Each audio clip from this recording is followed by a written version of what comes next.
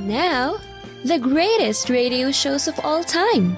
Suspense. The Shadow Node. Washington calling David Harding, Counter Spy. Classic radio theater. The Great Gildersleeve. Fibber McGee and Molly. Dragnet. Gunsmoke. The Lone Ranger. Now, step back into a time machine with your host, Wyatt Cox. Good evening, friends of the Inner Sanctum. What we call a police procedural today, but back in 1939 it was just a cop show. Calling All Cars from April 16, 1939. This is the story of the man who walked like an ape.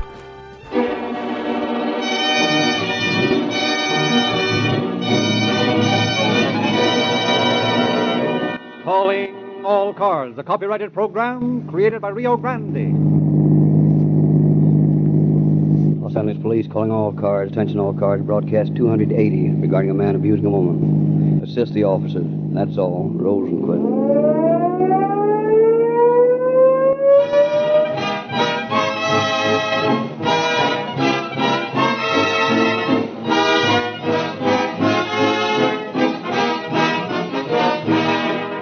The facts upon which tonight's story are based have been taken from the files of the Sheriff of Los Angeles County. We have therefore asked Major Edmund L. Green to open our program.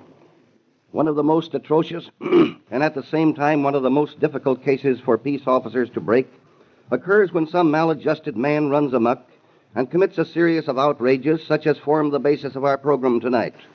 It is the opinion of the officers of the Los Angeles County Sheriff's Department that programs such as Calling All Cars are instrumental in bringing to public attention the efforts of the police in solving cases of this sort.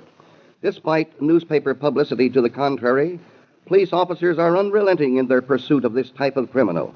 It is unfortunate that at present such crimes cannot always be prevented, but no law enforcement officer ever lets up for a minute in his efforts to capture the criminal and to impress upon him the losing nature of a life of crime.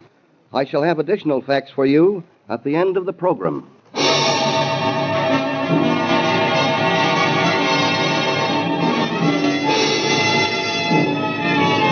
On the night of March 14th, 1935, newsboys in Los Angeles echoed screaming headlines. Extra, read all about it. Two Los Angeles women beaten. Read all about it. Being beats two Los Angeles women. Read about the ape man. Ape man beats two Los Angeles women. Extra,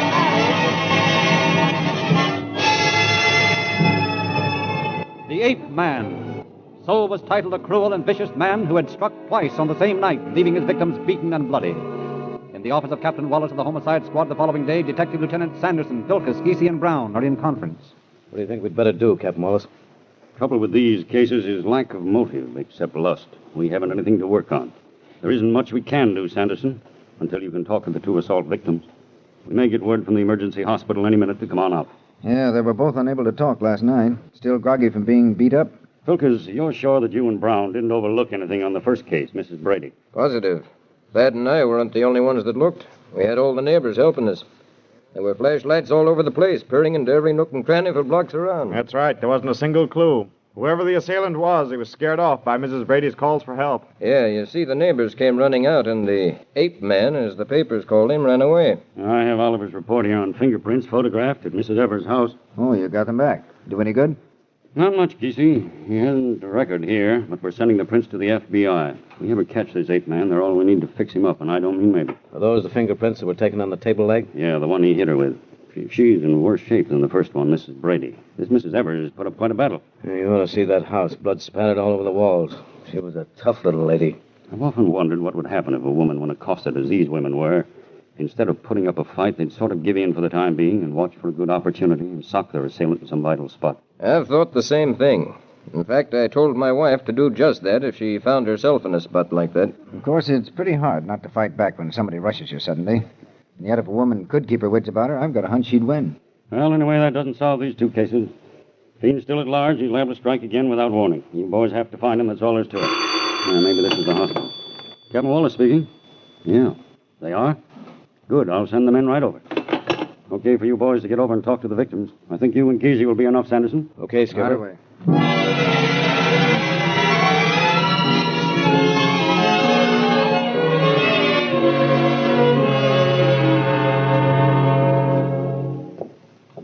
ask you fellas to go easy on these women. They're suffering terribly from shock as well as from the beating they were given. Just don't tire them. We'll treat them properly. Okay, we'll talk to Mrs. Brady first. Sleep, Miss Brady? No, Doctor. I have a couple of officers here. They want to ask you a few questions. Feel strong enough to answer them? I'll try. But it's so hard to talk. I know, but just take it easy. Okay, Lieutenant. Sorry to have to bother you at a time like this, Mrs. Brady, but we're very anxious to solve your case. Please tell me in your own words just what happened. Well, I was coming home last evening around 7 o'clock. I was walking down Russell Avenue. I was just about a block from my home when I noticed I was being followed. I tried not to appear nervous or quicken my pace, but it was getting dark, and I was a little bit afraid. Was it a white man? Yes. You know where he came from? No, I don't. He must have stepped out from behind a tree or a bush. I see. I guess it was just by sheer willpower that I kept from breaking into a run. I could hear him closing in on me. Suddenly, he made a rush at me. Oh, you're hurting me. Let loose. Shut up. Please. Please, let me go. Keep quiet. Let me go. Oh, you're hurting my arms. Please. There. That'll hold you. Yeah, out like a light. Heavy, too. Uh-oh. Somebody's coming. So long, lady. So long. He knocked me down, and I lay there unconscious. He must have been frightened away by the neighbors my scream had aroused. They sent for the police and an ambulance, and, well, you know the rest of the story. Well, we certainly hope you have a speedy recovery, Mrs. Brady. Thank you. And I hope you can catch this beast. Well, we're doing all we can. One other question. Could you give me a description of this slugger? I have a picture in my mind I'll never forget. He resembled nothing human. And what is that description, Mrs. Brady? Well, he was short, slender, and had a face like some animal. He had dark, swarthy skin, and his lips were cruel and snarling like a beast. He had large hands and long arms like an ape. They were awfully strong. They made bruises on my arms. Mm-hmm. Well, I think your description will help us a lot. Oh, I hope so. Hanging would be much too good for him. Much too good, Mrs. Brady. And thank you so much. Just rest and try to get well. Thank you, officer. She's in pretty bad shape, isn't she, Doctor? Yes. She doesn't know it yet, but she's going to lose her eye. The man hit her that hard. I'd like to get my hands on that fiend. Me too. Here's Mrs. Evers' room. She's older and in much worse shape. Well, we'll be as quick as we can. Yes, please do. Mrs. Evers? Yes, Doctor? Do you feel strong enough to answer a few questions? There are 2 officers here from headquarters who wish to ask a few. I'll try, Doctor. Could you give us a description of the man, Mrs. Evers? Yes. He was dark and short and had long arms like a monkey and big, powerful hands that gripped like a steel trap. And what did his face look like? It was horrible. Not at first. But when he struck at me, it was like an animal. Sharp white teeth and a cruel mouth that seemed to be snarling. I'll never forget his face as long as I live. Well, your description checks with Mrs. Brady's. Now, if you can, will you describe what took place? I'll try. I was sitting home alone. It was about 8:30 or 8:45 when I heard a knock on the door. That must be Henry. It can't be. Henry has his key. All right, I'm coming. I wonder who it is. Yes? Is the man of the house here? Why, no, he's away.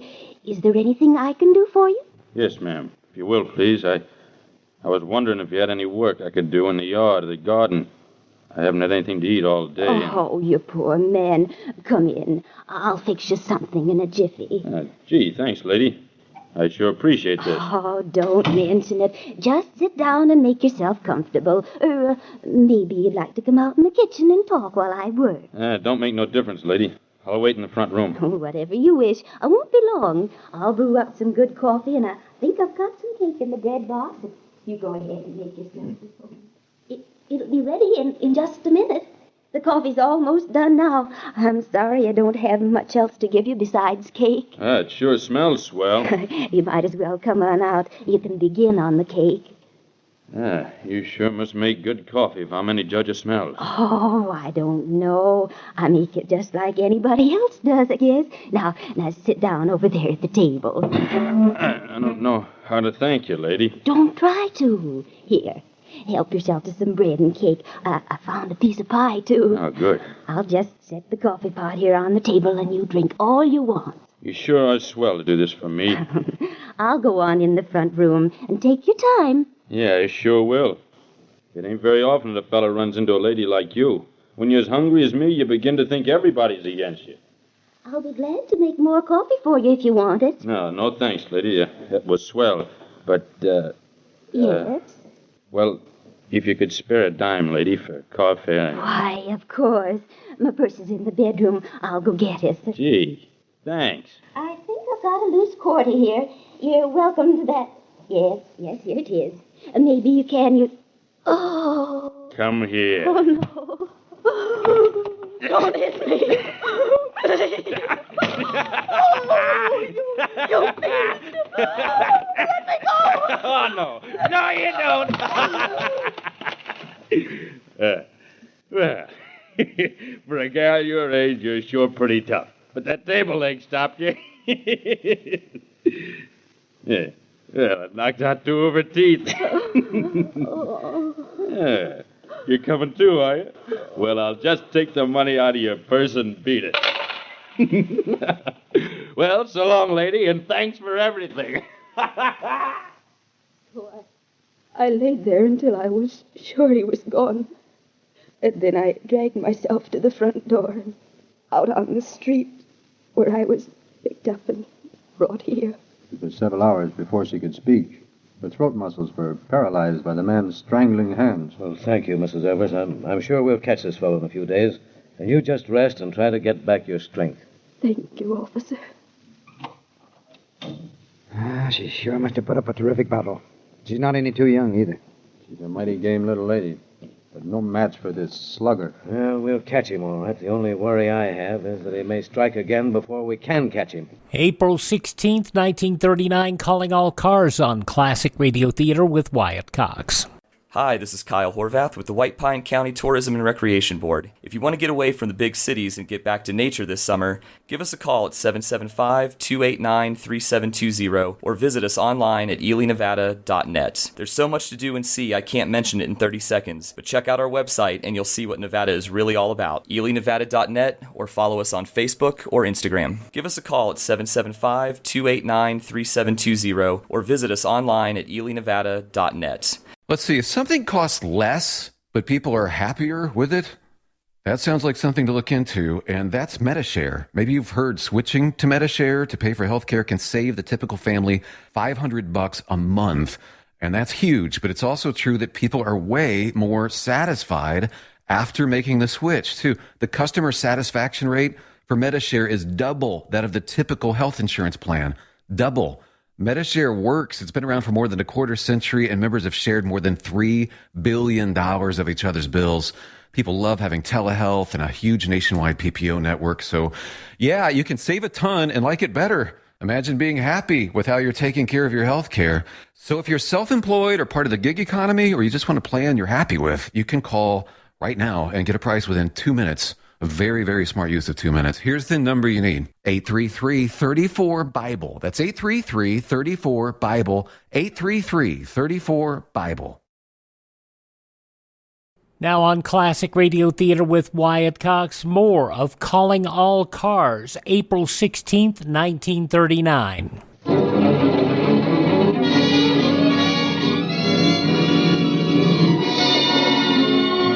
The officers made several trips back to the hospital for additional information. They took mug books from headquarters, hoping the injured women might recognize their assailant among the many pictures of known criminals. But they were doomed to disappointment. The fiend was not among them. And then, on the third day...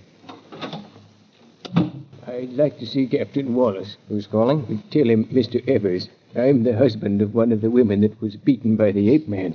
Just a moment. Mr. Evers to see you, Captain. Okay. Go right in, Mr. Evers. Thank you. Morning, Mr. Evers. Have a chair. Thank you, sir. Now then, what can I do for you? I'm the husband of Mrs. Evers, one of the women who was beaten by the ape man, as the papers referred to him. Yes, I assumed as much. I have some information I thought you might find of some value. Regarding the assailant? Yes. Then you know who it was? I know of a man who might be the one. You see, I keep a diary of everything that happens each day, no matter how trivial. That's interesting. Yes. Now, I have here an entry on July 17th of last year that a man came to my home and applied for work as a gardener. I employed him for the day, and while he was there, we engaged in several conversations. He appeared deeply interested in religious matters, and, of course, I'm a doctor of divinity. Yes, go on. Well, I noticed that he quite frequently digressed from the subject of religion to make some inappropriate allusion to other matters. His mind seemed to dwell on such things. His viewpoint struck me as rather extraordinary. You see, I've made somewhat of a study of human nature. Do you know if Mrs. Evers was acquainted with this man? Did she see him at any time? I believe not. What gave me the idea was that my wife's assailant asked for some kind of gardening work, and well, it all seems to fit together. You're positive your wife never saw this man or that he saw her? Oh, positive. At that time, she was in a sanitarium recovering from an illness. Now I'll come to the point. The description my wife gave me of her attacker is very similar to that of this man Duggar, and I'm quite just a moment, Dr. Evers. Did I hear you say his name? Of course. I have it right here. T.E. Duggar. I have his address here, too, I believe. Yes, here it is. Here's the exact address. I'll write it down for you on a scrap of paper. I think we'll get our man, Dr. Evers. Your story seems to fit the slugger to a T. I'll send 2 of my men out to this address right away, and if he still lives there, he'll be in jail within an hour.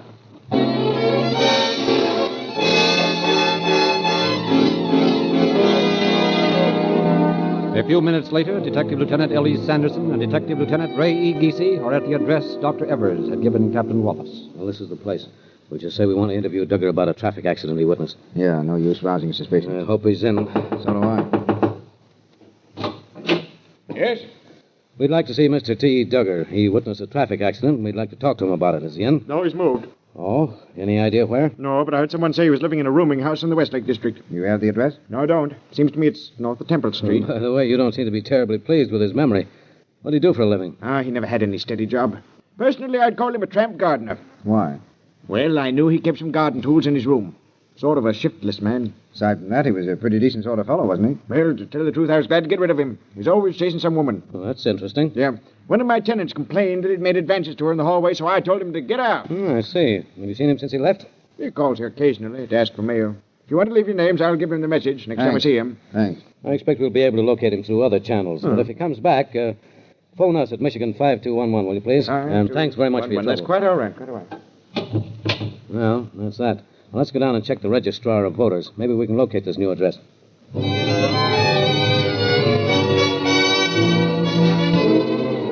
The list of registered voters showed the name of T.E. Duggar with an address on Lakeshore Avenue in the Westlake District. The trail was getting warmer, but a few minutes later, as the 2 officers talked to the manager of the apartment house at that address. I'm sorry, but Duggar moved away from here about 2 weeks ago. Oh, well, the man we're looking for is rather small and very dark complexioned. That's the fella. He got fresh with a nurse who lived here, and I kicked him out. That's Duggar, all right. Any idea where he is now? Not exactly, but I'm pretty sure he lives out this way somewhere. Still does a little gardening for some of the neighbors around here. Well, I guess we've done all we can here. Thanks for the information. You're quite welcome.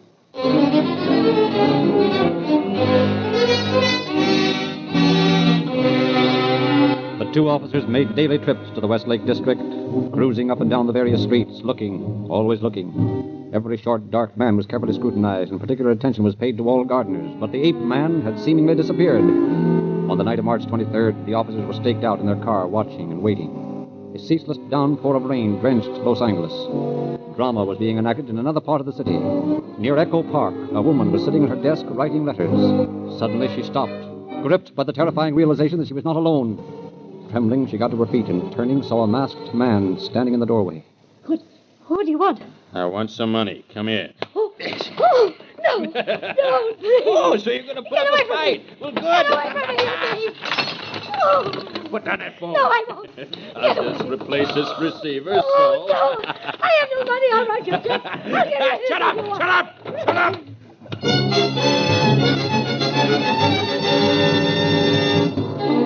Hours later, the woman revived and called the police. Officers Sanderson and Giese answered the call. A thorough search of the house revealed little of interest except that the intruder wore gloves. As soon as the woman was able to talk, the two officers were at her bedside, asking questions. When you were sent to the emergency hospital, you said you didn't have any idea who your assailant might be. Are you still of the same opinion? My mind's a little clearer now. He wore a mask all the time, but I'm sure I recognized him. You mean you know the man? I'm almost positive. The name he gave me was Rugger. He's a gardener who did some work for me just a few days ago. Rugger, huh? What else do you know about him? He tried to get in my house, but I refused to admit him. When I gave him his lunch, he said it was too hot to eat outdoors and insisted on coming inside. And did you let him in? No. You didn't get any address, did you? Oh, not the exact address, but he said he lived in the 700 block on Bonnie Bray. Oh, you'll find him, won't you? We'll find him, all right. Don't worry. We only want you to get well as soon as possible so you can testify against him in court. You can count on me, officer. Good. Come on, Ray. Let's have a look at that 700 block on Bonnie Bray.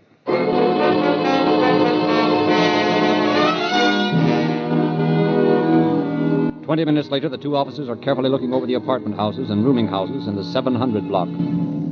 Which one looks the most likely to you? Lord, I don't know. How about that one over there? Well, I'm sort of denying that one, too. Let's try it. Okay.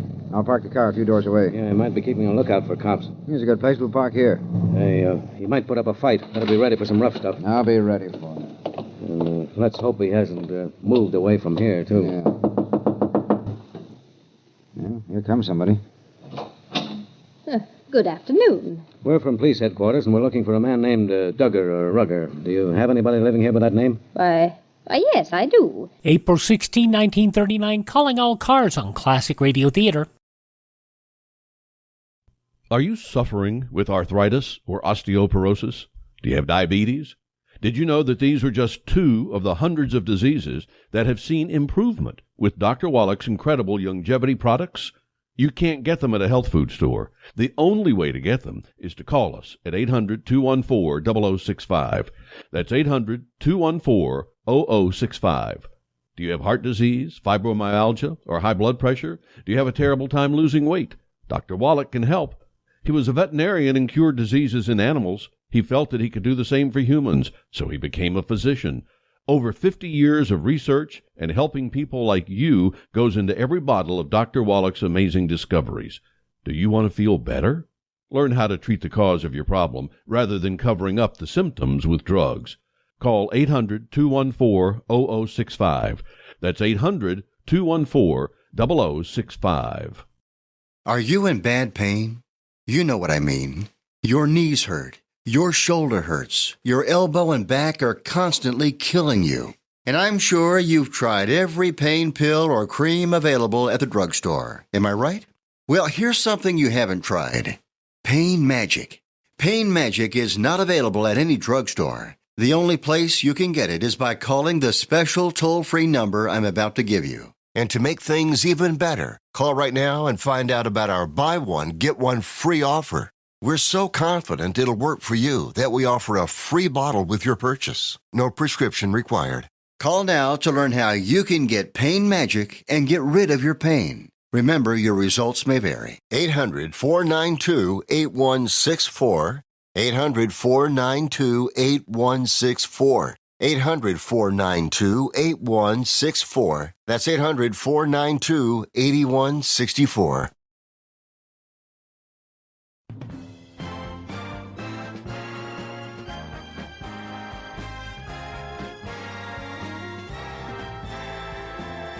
Now on Classic Radio Theater with Wyatt Cox, the conclusion of Calling All Cars, April 16, 1939, The Man Who Walked Like an Ape. His name is Thomas Edward Duggar, but he's not in just now. Oh. Won't you come in? Yes, thanks.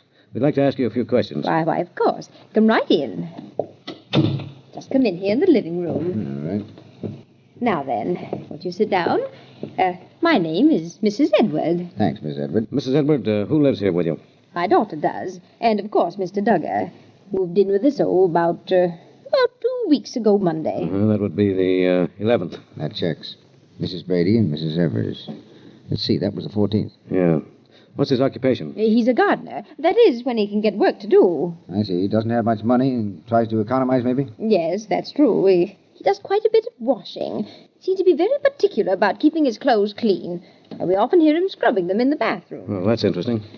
Mr. Duggar isn't in any trouble, is he? Well, I'll tell you, Mrs. Edward, I feel you ought to know about this. Yes? We're making a police investigation, and I'd like to have your cooperation. Oh, why, of course, I'll be glad to help you all I can. And your daughter, too. Yes. Now, tell me, Mrs. Edward, what did Mr. Duggar do last Saturday? We want to know where he was and what time he left the house and all about him. Well, now, let me see.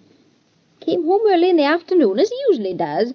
Left again about 7 o'clock. He was out quite late. I know, because his key wouldn't unlock the door, and I had to get up and let him in. Oh, it was after 3 in the morning. Go on. Well, he got up early Sunday morning. It couldn't have been later than 7 o'clock. My daughter and I heard him go into the bathroom. It sounded as though he was washing clothes. We remarked about it at the time. A short time later, he left. Then he came back about 9. And this time, we were sure we heard him washing. He's certainly clean for a gardener. Yeah, almost too clean. Well, went out again about 10. We didn't see him until evening. He's been working in the daytime for the last 2 days and staying home nights. Well, I believe that's about all there is to tell. Now, tell me, has he always acted perfectly proper around the house here? Well, there is something else. Perhaps I should tell you. What is that, Mrs. Edward? Well, it's about Mr. Duggar the other night. My daughter and Mr. Duggar and myself were all sitting in here reading, when suddenly Mr. Duggar jumped up and rushed over to me and threw his arms around my neck. And what did he say? He said, "Oh, won't you please be a mother to me?" I remember his very words. My daughter and I both tried to laugh it off, but we were really worried about it. We were sorry we'd ever rented the room to him. Naturally. But that checks exactly with the information we have concerning him. And when do you expect him to... Shh! That's him coming in now. Come on, Gizzy. We'll grab him before he knows what's up. Hello, Mother. Just a minute. Hey, what's that? I got it. Now, then. Your name Duggar? Yeah, that's my name. But I ain't done nothing. Would you mind leaving the room, Mrs. Edward? We'd like to ask this man a few questions. Oh, certainly, officer. I'll be back in the kitchen. Now, Mr. Duggar, suppose you explain your actions last Saturday night. Saturday night? Well, it was raining. About 7 o'clock, I went over to a cafe on Sunset Boulevard and had something to eat. After that, I went to a picture show. I got out about 9:30 and went straight home. I was in bed before 10. You're lying. Lying about what? You didn't get home until after 3. And Mrs. Edward had to let you in because your key wouldn't unlock the door. And it was you who beat up those women and we not. What women? I never beat anybody. I don't know what you're talking about. But what about Mrs. Edwards having to let you in after 3 o'clock? Well, I must... Wait a minute. Listen. Well, here comes a funeral. Yeah. Do you know whose that is, Ray? No, whose? Mrs. Evers. Oh, that's right. She died last Thursday, didn't she? Who is Mrs. Evers? I'll tell you. On March 14th, a man went to Mrs. Evers' home and asked for some food. No, I didn't mean to hurt her. Can't you let that man in? No, I couldn't help myself. I can't help. And that man repaid her kindness by beating her almost to death. Please stop, mister. I can't help it. I can't. That's how I am. And that man was you, Duggar. You're right. That's how you are. And you'll hang for it.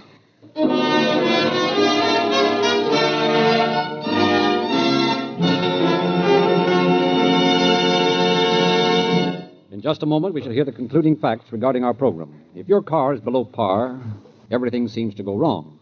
Make the week ahead run smoothly by ensuring the maximum efficiency of your car with the surefire protection of Realube motor oil and the money-saving power of police car performance, Rio Grande Cracked, the most highly recommended gasoline sold in the West. And now, Major Green. Duggar's trial developed nothing new regarding his crimes. He was speedily convicted and was later hanged at San Quentin. His criminal career extended back over several years. But like all criminals, he found that crime cannot pay. Thank you, Major Green.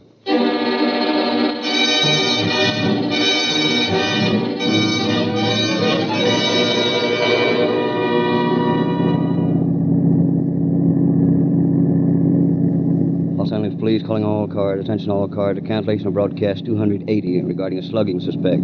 This man apprehended and hanged. That's all. Rosenquist.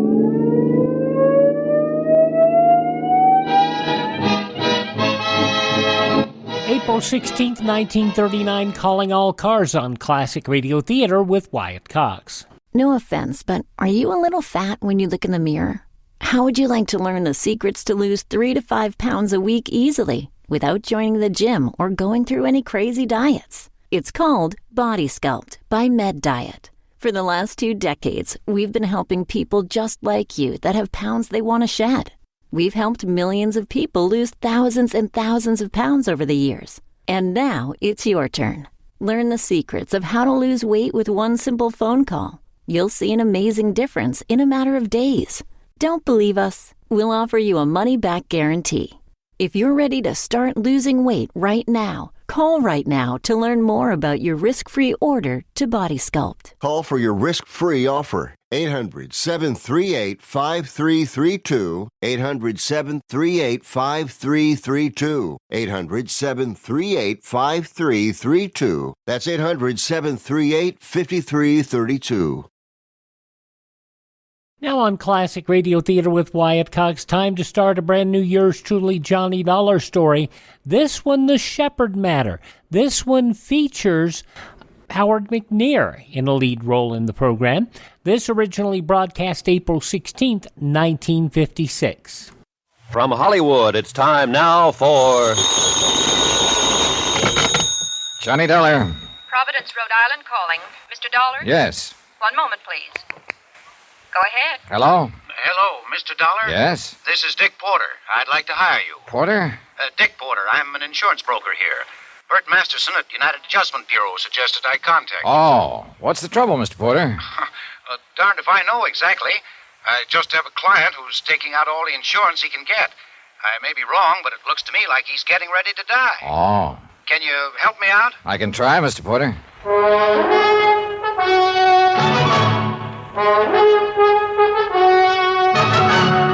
Tonight, and every weekday night, Bob Bailey in the transcribed adventures of the man with the action-packed expense account, America's fabulous freelance insurance investigator. Yours truly, Johnny Dollar.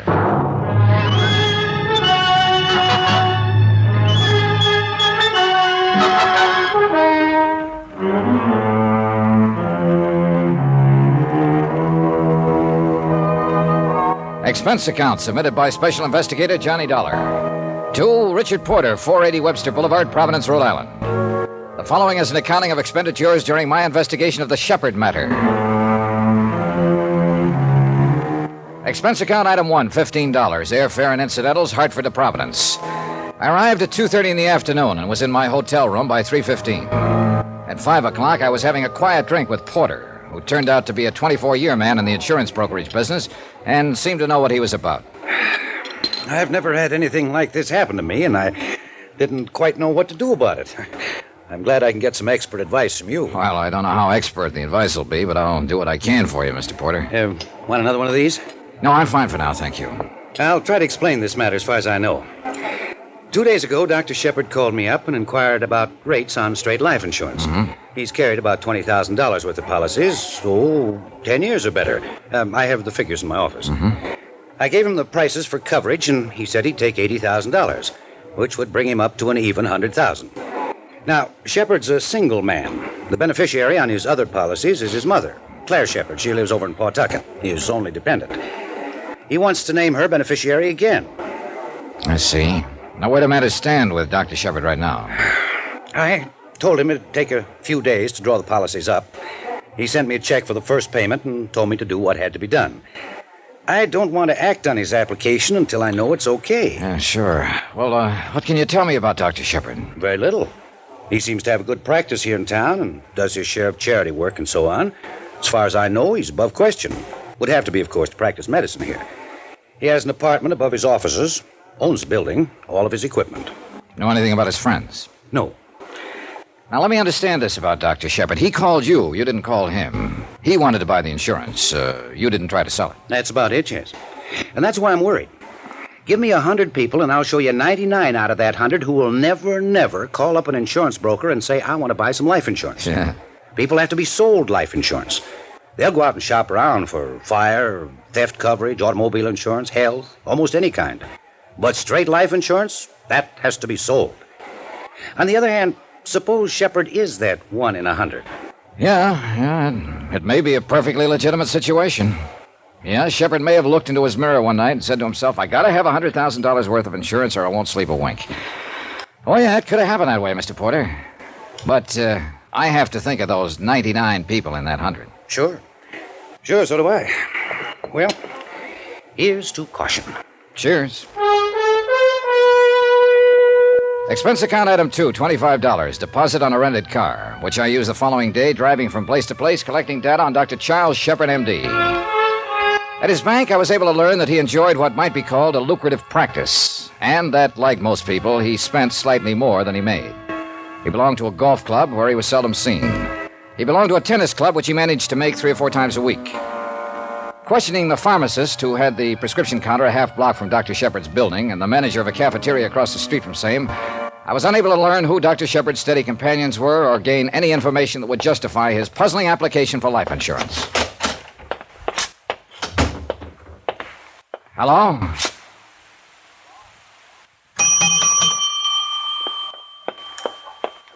Good morning. Oh, good morning. I'd like to see Dr. Shepard, please. Oh, do you have an appointment? No, I don't. Well, may I have your name, please? Johnny Dollar. Dollar. Are you a regular patient of Dr. Shepard's, Mr. Dollar? No, I'm not. I didn't think I recalled your name. I've been with Dr. Shepard almost 5 years. Who recommended Dr. Shepard? No one. Well, Mr. Dollar, I'm afraid Doctor's out now and won't be back until late this afternoon. Well, now, that's funny. I was standing out in front of here 3 minutes ago, and I thought I saw Dr. Shepard walk in. Please, Mr. Dollar, he is not in to anyone. What's your name? Why, I'm Miss Streeter. Miss Streeter. Well, yes, but I'd don't like see- to see Dr. Shepard, Miss Streeter. Here. Oh. Insurance investigator? Yes. Will you tell the doctor that? Please?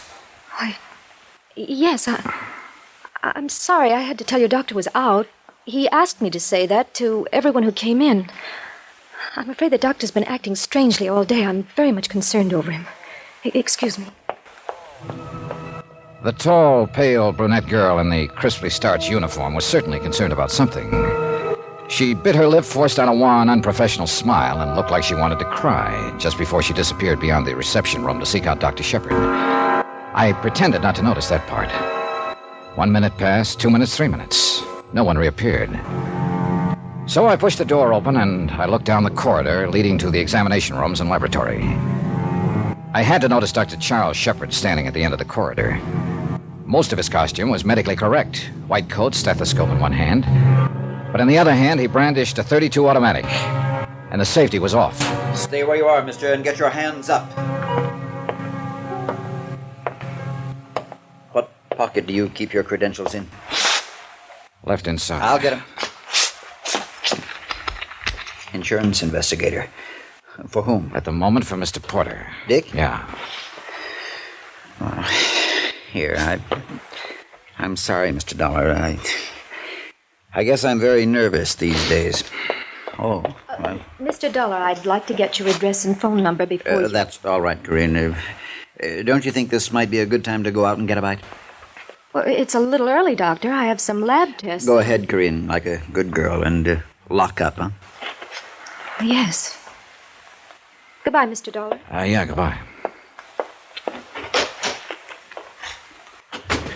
Very fine girl, Corinne. She's been with me 5 years, she told me. Oh. I don't know how I'm going to explain meeting you in the hallway with this in my hand. Yes. Well, before you try, suppose you snap the safety on. Oh, yes. I look somewhat foolish, I guess. You want to come in my office? Sure. You say Mr. Porter sent Mr. you... Porter told me you made an application for $80,000 worth of life insurance. We look into things like that, Doctor. Investigate me because I want to buy life insurance? Yeah. You're a single man with few responsibilities. Well, I don't know whether to be irritated or not. Am I going to get my insurance? I wouldn't be irritated, Doctor. Put yourself in the insurance company's position. They're just not used to this kind of application. Oh, you may get it, I don't know. But obviously you're in some kind of trouble, gun and all. Well, the whole thing is a ridiculous mess. Mr. Dollar, my life has been threatened by a man who has definite homicidal tendencies. I suppose I've been acting very strangely lately. I don't know whether to leave town or give up my practice. All you have to do is pick up that telephone and call the police and tell them about it. A threat in your life comes under police business, Doctor. I know that, and I would go to the police, only, well, it's a very delicate matter. I have a patient's welfare to think of. You can't very well treat any patient if you're dead. I suppose you sit down and tell me all about it. All right. Several months ago, I treated a woman named Forbes. A thorough examination and consultation disclosed that her poor physical condition was not based on any organic disorder, but rather upon her own emotional instability. Not an uncommon diagnosis this hectic day and age. You've heard of things like this, Mr. Dollar? Oh, I've heard of semantics and neurotics and psychotics, but I'm not a doctor. Well, let me tell you, the psychotherapeutic side of medicine is by far the most challenging, and one in which I've had considerable experience. Consequently, I undertook to treat Mrs. Forbes, hoping to effect a cure. Are you a psychiatrist, Doctor? No, I am not. Don't misunderstand me, Mr. Dollar. In the process of treating Mrs. Forbes' physical ailments, I urged her to recount a variety of experiences, talked to her from day to day, probing all the while for the source of her trouble. It has been my intention from the first to place her in the hands of a competent neurologist. I suspected her trouble early in the treatment. She's married to an erratic, ruthless, ill-tempered man, Paul Forbes. Oh. I made a grave error when Mrs. Forbes pressed me last week to... Well, I could only tell her to move out and divorce him immediately. That's pretty extreme advice, Doctor. I know, but I also know the advice was right. Oh, you aren't in sympathy with me, I can see, but let me tell you that any competent psychiatrist would have advised her the same. I approached her husband on the matter a few days ago. What? I explained to him that Mrs. Forbes' health, her very life, is in jeopardy, that more is involved here than just keeping intact a union which has nothing but legality as a binding force. And Mr. Forbes doesn't care for semantics. He doesn't care for Mrs. Forbes, Mr. Dollar. He ranted and raved and accused me of trying to break up his home, and finally he attacked me. I managed to get away. Did he threaten you then? Yes, he said he'd kill me. Who else was there? What do you mean? Who heard him say these things? Why, Mrs. Forbes was there, and a servant in their home. Yes, a servant. Upton's his name, I believe. You should have called the police. I should have done a lot of things differently in my lifetime, but I didn't call the police. My primary concern is for Mrs. Forbes. Further shock and guilt complex could be totally disastrous to her. So are you going to creep around here with a gun in your hand? I don't know whether I'd even know how to use it. Now, why the application for all the insurance? Well, I wondered if Forbes might get me. I wanted to be sure my mother was taken care of. I don't know whether anyone's ever threatened your life, and you knew for certain he'd try to carry out the threat, but that is the position I am in. Well, what are you going to do? I don't know. I'll think of something. But what about my insurance? That's up to Mr. Porter. If what you say is true, I wouldn't insure you. What do you mean, if it's true? Of course it's true. Doctor, I don't believe it. I left him standing there in the corridor, staring after me. A lonely man. Somehow not as frightened a man as he tried to let me believe. I wondered about that. I was still wondering about it when I went to sleep that night.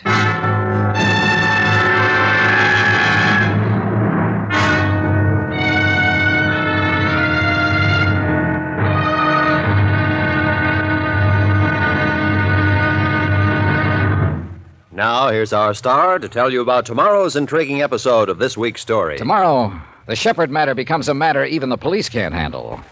Join us, won't you? Yours truly, Johnny Dollar.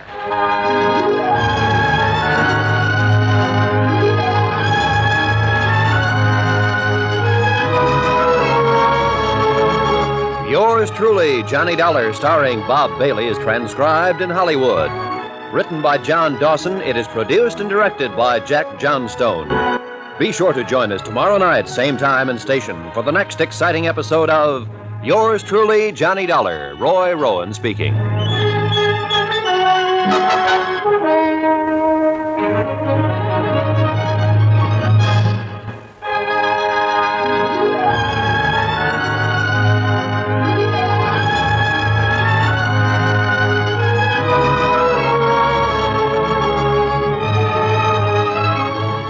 My memory served incorrectly. It's Parley Bear and not Howard McNear in this episode of Yours Truly, Johnny Dollar, going back to April 16th, 1956 here on Classic Radio Theater with Wyatt Cox. Please thank this station, support their advertisers. It's their kindness and courtesy that allows us to be here each and every time we roll around, and that I cannot forget. Nor can I forget that if you miss a day on this station, you don't have to miss a show. You can hear our shows always on demand at iHeartRadio, Spotify, Spreaker, TuneIn, Apple Podcast, Google Podcast, Amazon, or Facebook. Just search for Classic Radio Theater with Wyatt Cox. You can also hear our shows at my webpage, which is classicradio.stream. Stream our shows on demand, learn more about classic radio collecting, and you can contact me there, classicradio.stream. Thanks for tuning in. Tell all your friends the great radio shows are right here at this spot on the dial. Classic Radio Theater with Wyatt Cox on your favorite radio station.